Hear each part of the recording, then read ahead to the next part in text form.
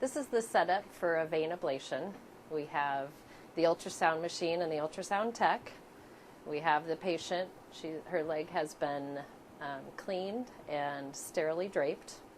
And then we have this sterile setup here with the tray, gowns, syringes, and everything that we would need for the procedure.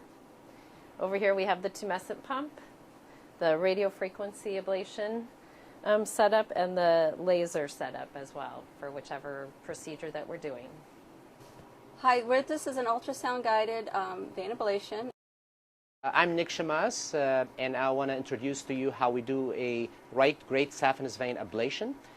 Before I do that, let me tell you what the problem that we have here. Our patient has venous insufficiency, and as you know, venous insufficiency is a problem that is endemic in the United States. We have about 25 million people with venous insufficiency. That leads usually to swelling, discoloration, or possibly ulcerations in the lower leg that is difficult to heal. The treatment is essentially taking care of those veins which are refluxing. In the good old days, we used to strip them surgically. Almost 95% of the time now, we can treat them using either a laser or a radiofrequency catheter.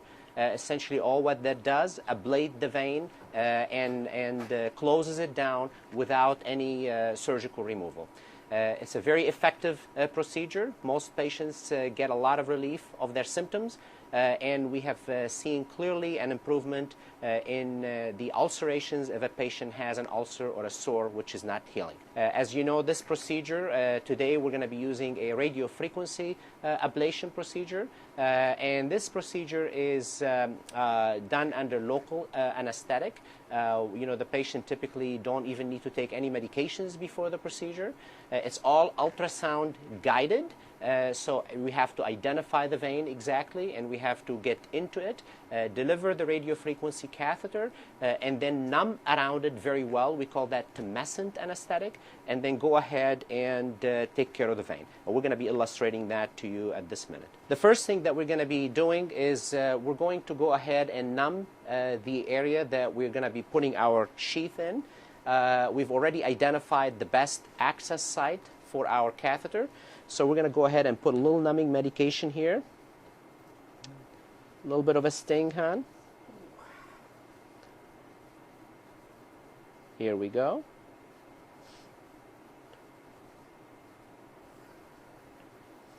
You had quite a bit of swelling in the legs, huh?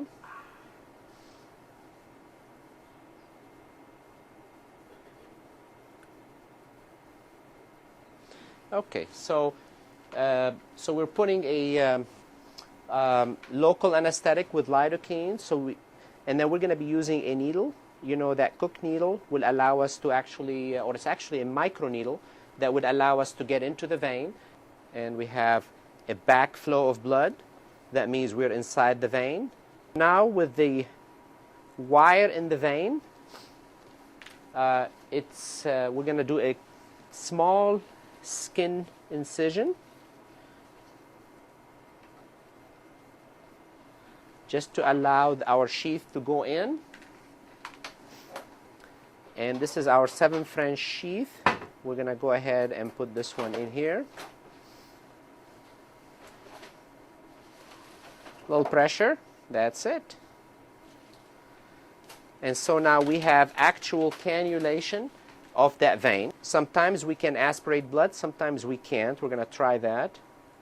Yeah, in her case, we can't. And the reason for that is many times the veins are small and they collapse or spasm around the catheter, but we know very well we're inside that vein. So the second thing we're going to do is, her reflux is starting right from above the knee to below the knee. So we're going to focus on the area of reflux, and we do not need really to treat the entire vein, just the area which is refluxing. So we're going to take our catheter, have a quick measurement to the distance that we're going to be treating, and we'll go ahead and numb the entire vein and treat it. So this is the radiofrequency catheter. This is the RF closure catheter, and it has a 7 centimeter tip. This is where the radiofrequency current is delivered. The idea is to deliver enough radiofrequency current to generate a total of 120 degrees Celsius of temperature.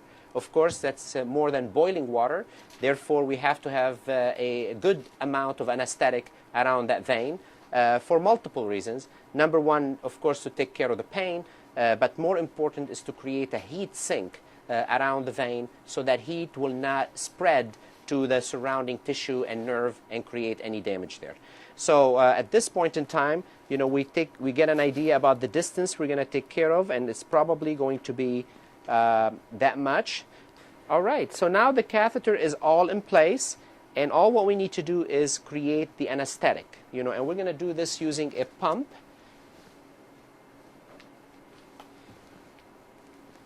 The anesthetic that we use is a mixture of bicarb, saline, and epinephrine. The idea is to create a halo of anesthetic right around that vein. So we're going to go ahead and do that, and we will show you on the ultrasound how this is happening. You can see my needle trying to go around it.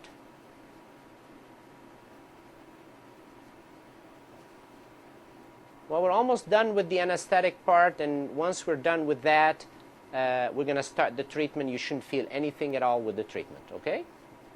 So now we're going to go ahead and start the treatment. You know, the treatment starts by essentially pushing this button here will release the radiofrequency current into the catheter, and we follow this right in this console, and we need to see the temperature going all the way up to 120 degrees, and we like to see that happening with low energy. So in a sense, if we can get it done with 15, 16, or 17 watts, that would be the ideal energy delivery system, which tells us that we're in good contact, you know, with the vessel wall.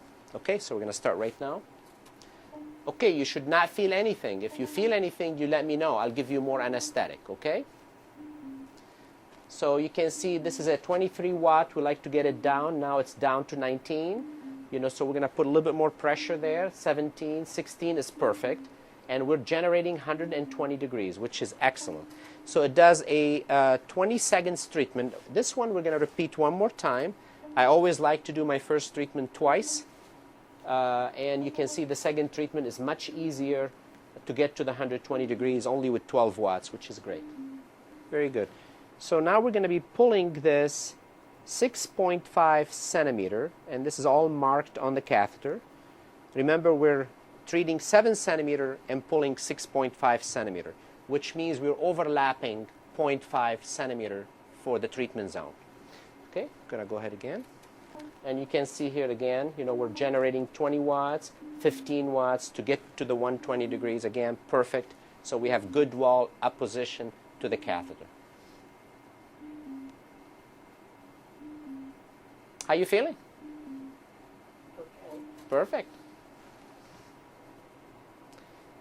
So now we're very close to the end here. So now we're going to go ahead and do the final treatment here. And typically we don't like to put too much pressure at the end here, just because we get closer to the nerves and just take care of it, you know, and it usually does a good job without any pressure. All right, we're almost done here, okay?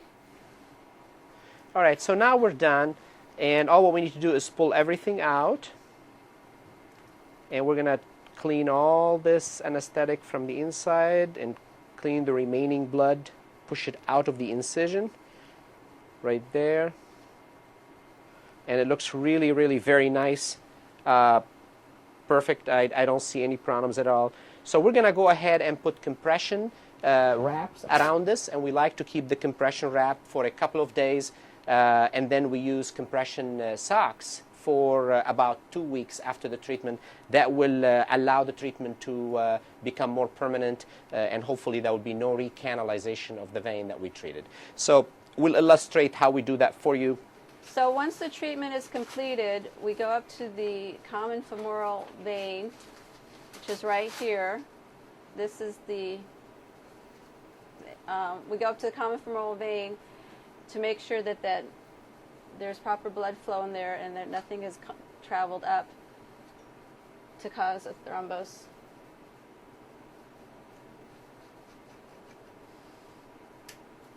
So the next step in our vein ablation procedure is to apply a compression bandage.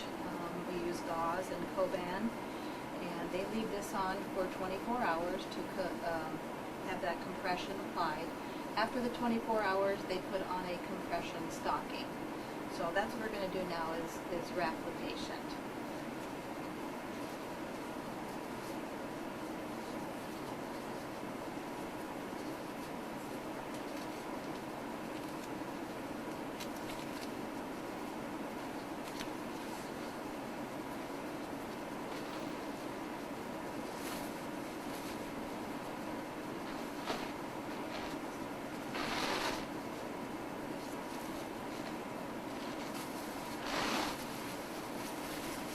Where we're applying compression.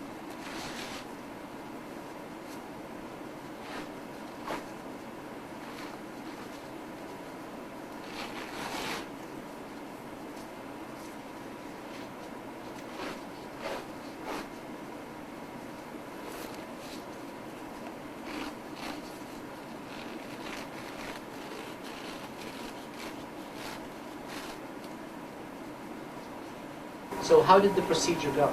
Discomfort at all, or There was a little bit of discomfort, but when you're having something like this done, you have to expect a little bit? a little bit of sticking, Yes, yes, exactly. but it was not, Intolerable or anything? no, nothing that, Okay. Well, I'm looking forward to see how your legs are going to feel. You know, most patients feel really quite a bit better, you know, after the ablation. The pressure and the heaviness and the swelling usually improve quite a bit. yes. So when I see you back in the office, you know, we can talk about that and see how you did. Okay. Okay, All right. But it sounds like you did very well. I think so. Very good. Excellent. Excellent. Well, thank you very much. Okay. Yes, And we will see you a little later for your other Yes. procedures. yes. All right. Very good. You All take right. care now. All right. Thank you, doctor. You're welcome.